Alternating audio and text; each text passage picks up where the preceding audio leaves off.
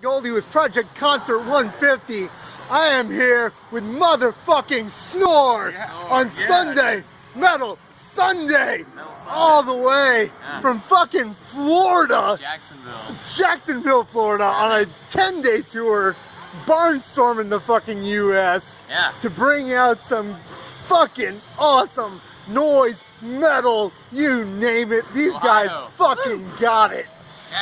Man, would you like to introduce yourselves? Hey, go ahead. I'm Anthony Kane with snOre. I've been with the band since 2007. I started in like 2014. Orion Burkett.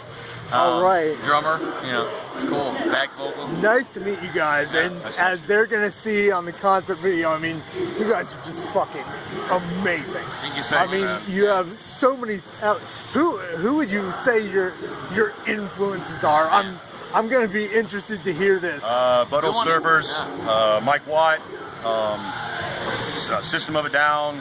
Jesus, man. I mean, there's tons of them. I hate to say it, but like Metallica, you know, Kiss, what I grew up with listening, like all kinds of stuff, like Primus. Shit, Primus. I was gonna say, we had more than one person say these guys like are channeling Primus. People call us relate to Primus because they're a bass-driven band and we don't have a bass player. Yeah, you have a bass player. We have a bass player on the CD, man, who's very talented, but he lives in Indiana and we live in Jacksonville, so we did a two-piece thing. I mean, better than Rush. We're better than Rush. We're louder than Rush. I said we're louder than Rush. Yeah, with enough PAs behind us, sure.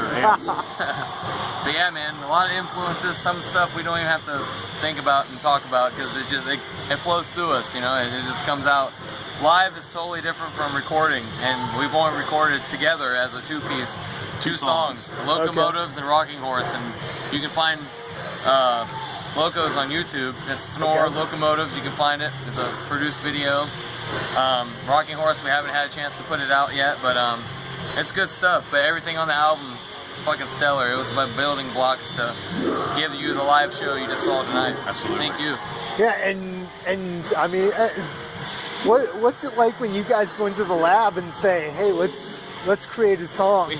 Well, it's really weird, man. It's generally I go in and come up with riffs, and I'll throw it to him. I generally, man, sometimes I'll write a riff, and 10 years later, that riff will then, like Tetris, it'll fit a new piece that I came. It's like I don't ever force anything, man. Nothing is ever forced in music, man. It's got to come natural, and I don't go into anything thinking about how to play. That's why I call snOre a musical buffet, man, because it's like one song is one way, the next song might be something totally different. You may not like this one, but you may not like the next dish. Right. And it's always been, we've never consciously gone in to write a song, ever. It's always just been a riff. I'm a riffer, and that's all. Like, I'm not a soloist. I can't play guitar that well. I'm a riffer, and that's it. And like, just like when you guys like have the, like, I will call it the spoken word stuff, like the who's at the door and you're banging and you just like talking to each other. Yeah, totally improv, like nothing. I mean, we've done it a few times. It's kind of part of the show, but it's never the same. Every show is different. So if you follow us, you're not going to get the same thing you got the next night. I mean, this is amazing because we're in a 900 miles from 900 miles from home. And you know, it wasn't even the same the last show. It wasn't even the same right before, like 2 weeks before we left. You know, we played a show. A guy recorded it.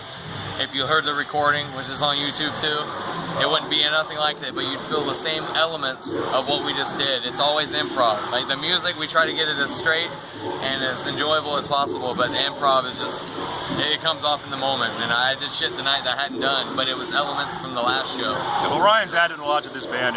Like, you know, when he first got into the band, he would do these antics on stage, and at first, it was sort of new to me. I never pushed it away. I just didn't really know what to deal with it. And then I just got to the point where when he started doing his nutsness, I just put my guitar down and be a part of the crowd and just watch. You know, I got a delay on my voice most of the time, and I don't like turning it off. So I like him being the spokesman. He likes to talk, and I don't. So I'm a shy guy behind the scene, man. I really don't like to talk a whole lot. Man, this is probably the most I've been in the back vocals. I was doing stuff I don't usually. I was putting pieces that, you know, I don't usually yell. He always adds shit. It felt good, yeah. We'll be playing and he fucks me up quite a bit because he'll just add shit. But you know, it's okay though. You know, it's part of the show. Man. This is live. The thing is though, I mean, when you guys would play, I mean, it was just like, oh, they just changed the timing. That's it. Yeah.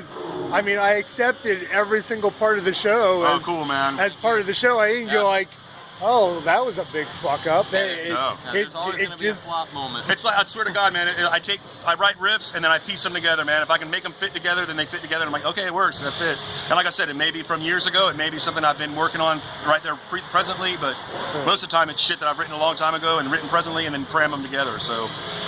And a lot of people get pissed off, you know, because I jammed with in the past. They're like, that's 5 songs, man. We can make 5 songs out of that one song. I'm like, why the fuck would you want to write 5 songs? It's a 7-minute song. That's fucking epic, man. That's what's fucking cool. It is a 7-minute song. We're never going to be played on the fucking radio, so why the fuck do we try to write a 3-minute song? Yeah, man, radio's dead, man. Like, Locomotives, the last track, is pretty much like our version. Not our version, That's but like, definitely not our version. it's just like... It's a lengthy, weird, long song. It's just a really long song, you know, not meaning for to be anything. It's just, it's a really good one. I can play it in my sleep, and it'd be the same way in my sleep, you know, either good or bad. Yeah. All right. Well, Thank thanks you a lot so for much. talking Thank to you, me, guys. Thank you, brother. Let's go in and catch Discord Absolutely. Thank you, brother. before they say, oh my God, they fucking left on Them us. dickheads. Yeah. Oh, yeah. No, wait, let's get in there. All